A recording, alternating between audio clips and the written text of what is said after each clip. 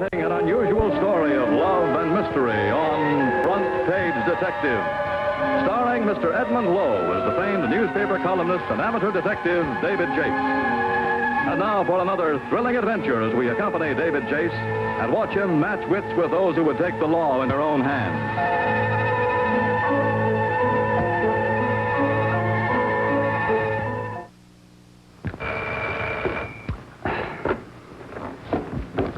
Charlie, I told you I'd have the column down there before 6. Now stop phoning me about it, will you?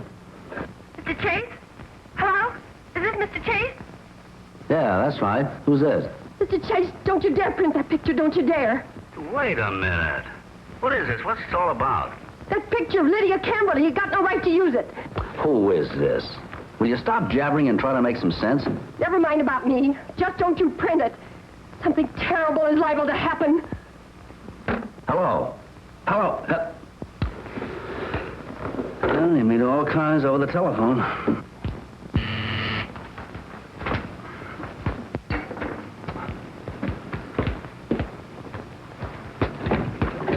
Hi, Chase. How's the boy? As if you cared. That's what I like, a warm welcome, a hearty welcome. Just on my way out, Herman. That's all right. I don't mind.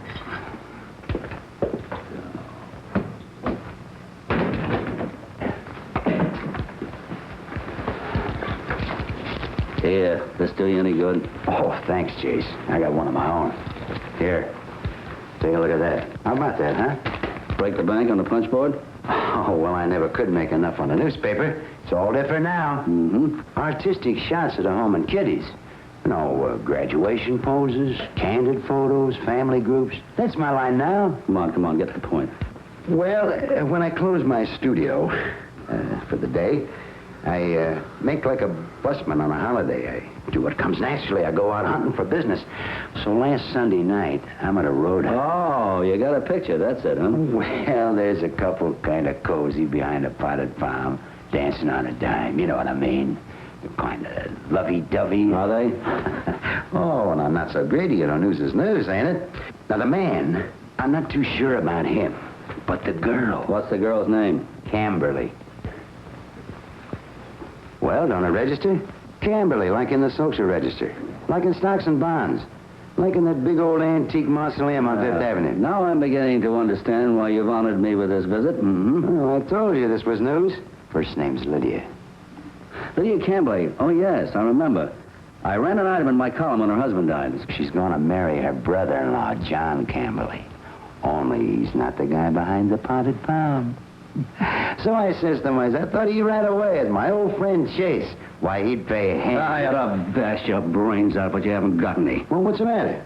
Do you think I'd use anything deliberately to hurt people? And I'm not going to let you hurt them either. I'm going to take that picture away from you and keep you decent. Oh, now, just a minute. Give me that picture. Come here. If you want it so bad, go after it. All right, smart guy. Get out of here before I break my lease. Okay. But if you change your mind, I'm down at the Bedford. If you want to talk business, why, let me know. Good night, Herman. I just left him 5 minutes ago. Yeah, he acted wild like I said he would. Next thing he'll start making like a Boy Scout, which he is at heart. Now that's when you do what you're supposed to do, okay? Goodbye.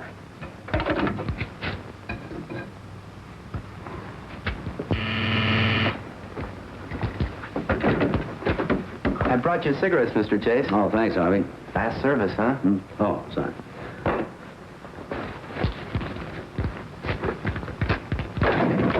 How would you like to earn the other half of this one? Hey, that's destroying government property. I'll patch it for you as soon as you patch up a photograph. What photograph? Here. Look, the pieces blew out that window. They must be around the third-floor terrace there. Well, for $5 I'll try. Good. Meanwhile, I have to go and see about that frame that fits that picture.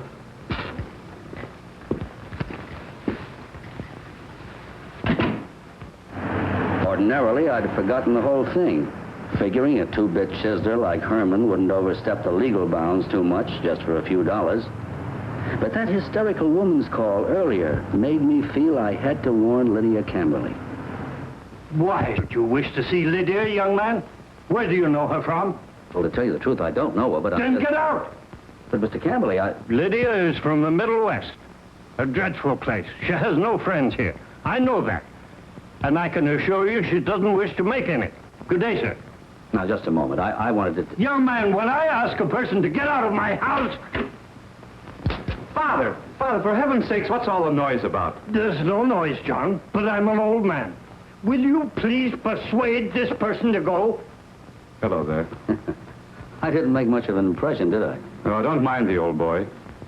Who are you? My name is David Chase. The newspaper man. Yeah, that's right. There's a story going around that you're going to marry a girl by the name of Lydia. We're going to be married in a couple of weeks. What about it? Well, how does your family feel about it? Is this an interview? Would you rather it wasn't? Oh, there's been enough printed on the matter. You see, my father is rather outspoken in his opposition. I see. Do you mind if I ask why? Well, Lydia happens to be my younger brother Tony's, well, his widow. Mm-hmm. Does your father approve of her for Tony?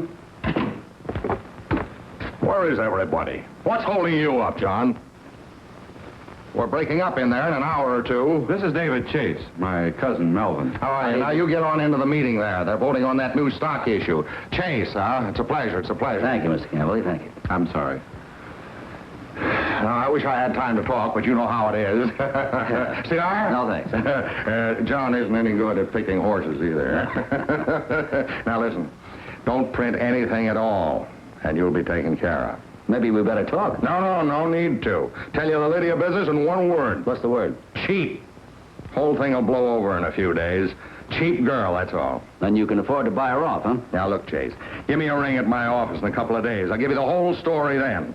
No need of either one of us wasting our time now, huh? It happens in the best of families, I guess. Look me up anytime, Chase. Jeffrey.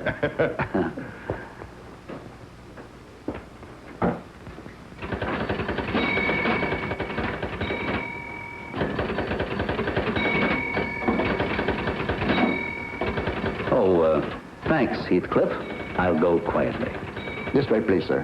Hmm? Oh, sorry.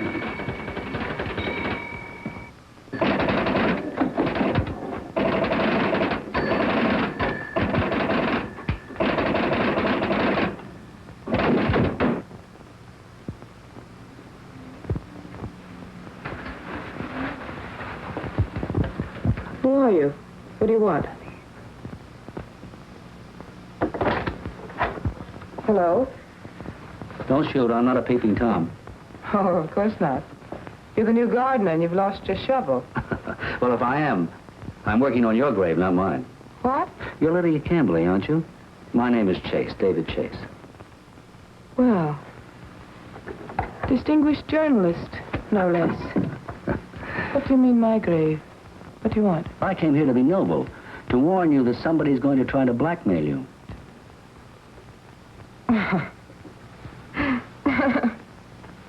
Well, I've done my good deed for the day, I'm sorry. It's just so silly, that's all. Blackmail me for what? Wearing lipstick? Walking around the block for exercise? Well, on last Sunday out at a certain roadhouse, I'm afraid that you'll have to admit you must have been a little indiscreet. Not that I blame you. Living in this mausoleum must be pretty dull. Little fling now and then. No, don't go, Mr. Chase. I'm sorry. You came to warn me, and I appreciate it. A sheltered lady in her ivory tower. But do you know, I was never in this mausoleum, as you call it, until 1 month ago. You're Tony Campbell's widow, aren't you? Yes, I was married to Tony in Chicago several years ago. But Tony was the black sheep of the family. It's 3 years since he died. Oh, spare me the details, lady. I loved Tony, but I never met his horrible family. I probably never would have, except his brother John came to Chicago on business.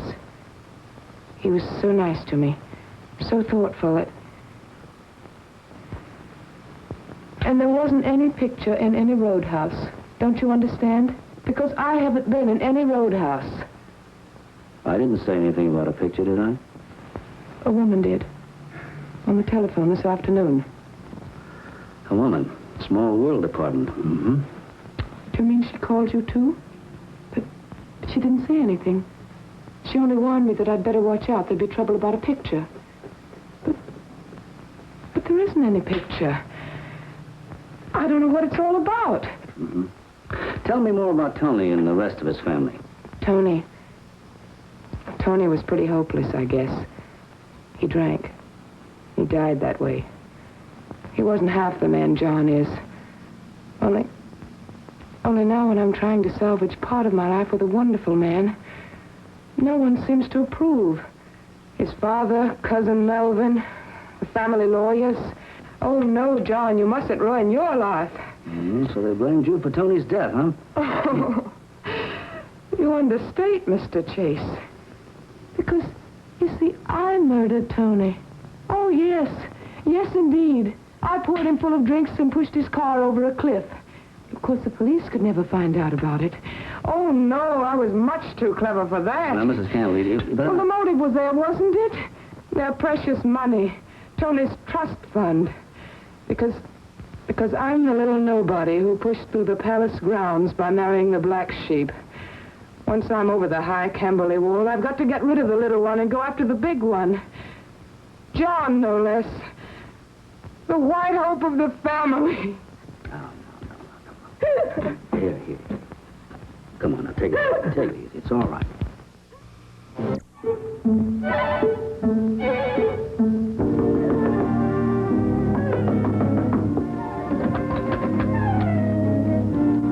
Anybody home?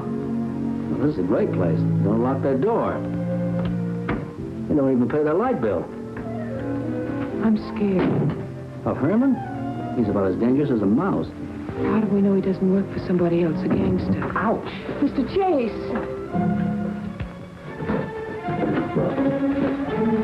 Mr. Chase, can you see anything? Sure I can. I can see egg all over my face. Can you? What do you mean? Now he has a picture he can sell me. Well, Mr. Chase, you don't think that anyone would believe that we... Now, please, Lydia, have a little respect for my age. I'm sorry, but you know what I mean. You're David Chase. You're prominent, famous. You mean infamous, like every eligible bachelor. Well, we may as well go while we have a bit of our reputations left. But what are we going to do? Wait. Wait till our friend puts the frame on our picture. Come on, honey.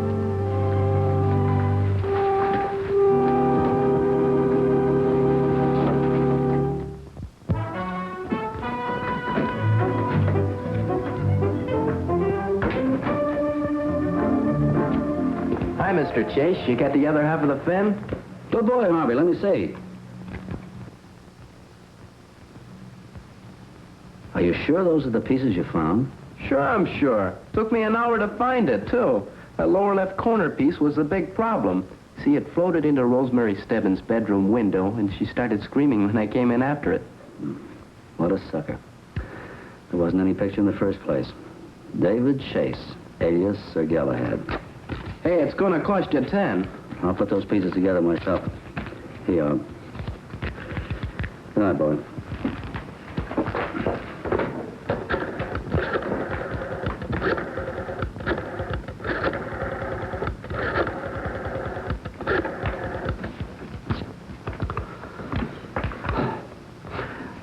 Hello, Tommy. This is Chase. I want you to get me the full name and address of a photographer that used to work on our paper. Yeah, we all called him Herman. That's right, Novak. He has a small photographic business somewhere. Now, keep digging till you find his address. No, I don't want to hire him again. I just want to murder him. Sorry, must be the wrong number.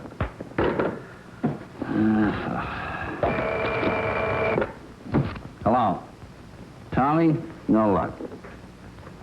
You're dead? Give it to me quick. Yeah. Atta boy.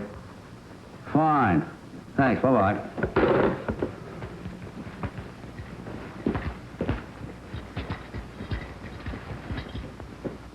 The Golden... Good evening, Mrs. Novak. Hey, what's the meaning of this? Your husband and I used to work on the same paper. I waited till you came home. Why? Herman's heading for trouble. I don't know what you're talking about. Oh, yes, you do. You phoned me earlier today.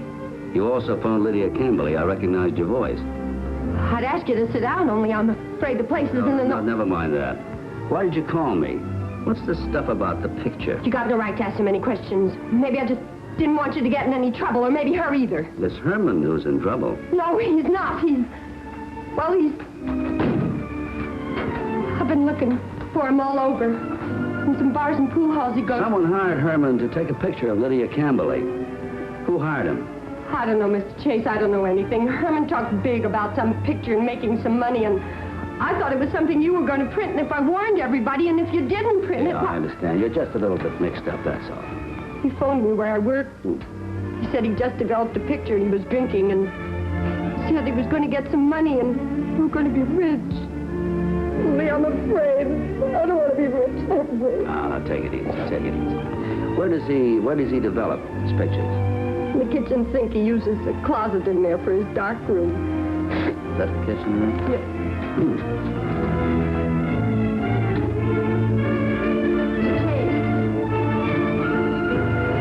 Mr. Chase. Operator, give me Lieutenant Rodney at Homicide Police Headquarters.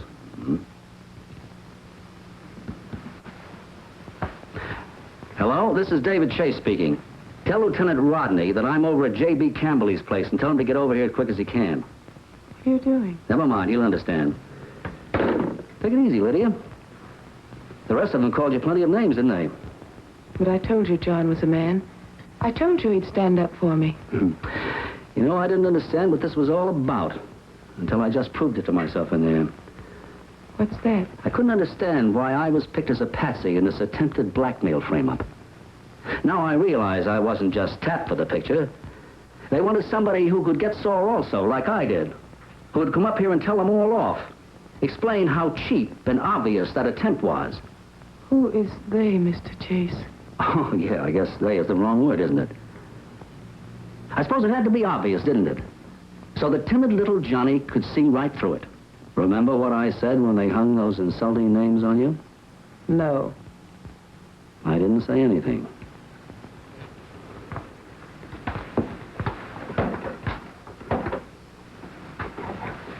What if it were true? What of it? I'll tell you, Lydia. Herman was killed because whoever hired him decided that he wasn't the right man to confide in. He blabbed to his wife. I didn't even know he was dead. No? His wife only phoned you and me. We're the only ones who knew about his blabbing.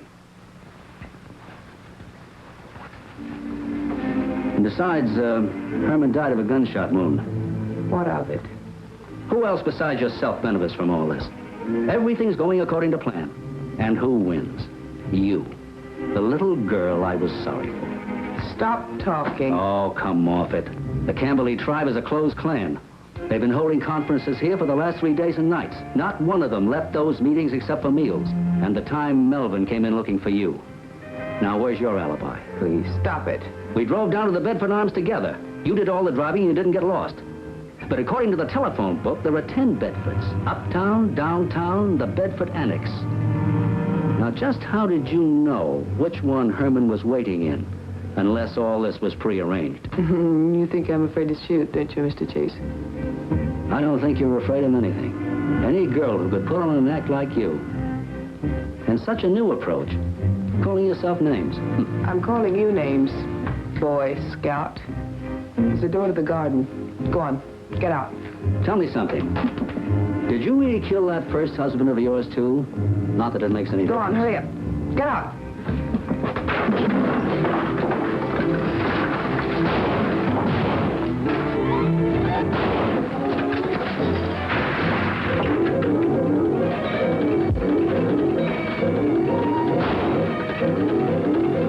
All right, Mr. Chase. We were leaving a minute ago. I'm not in the mood anymore.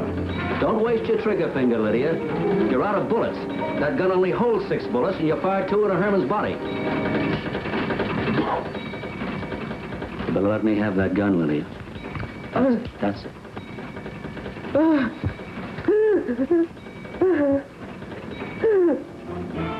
Guess you might have been pretty nice yourself once. And I might have gone on playing the role of Galahad.